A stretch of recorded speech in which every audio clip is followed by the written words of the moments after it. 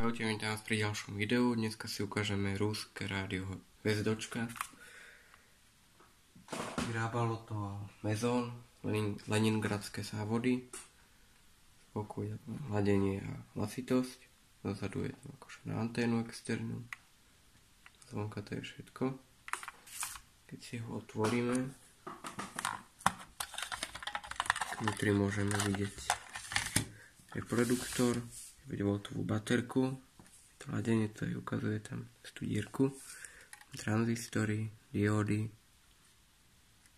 ešte voľačo ďalšie. Má to SV normu,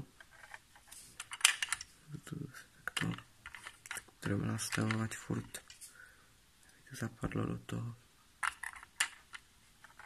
No to nikdy nechce skočiť.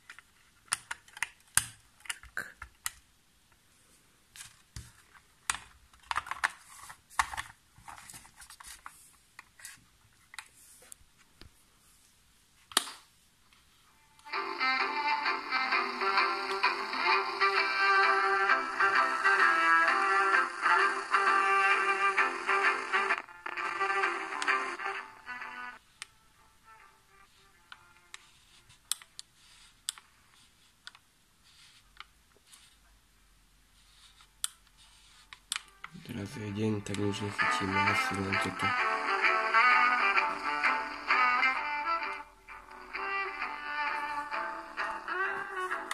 Ešte nápis Hvezdočka, to už odpadávalo.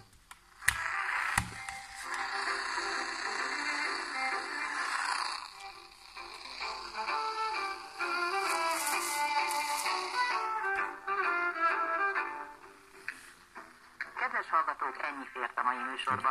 A következő családok történetek egy hét múlva jelentkeznek majd. Én a zenei szerkesztő Rödi Gyula, a gyártásvezető Marian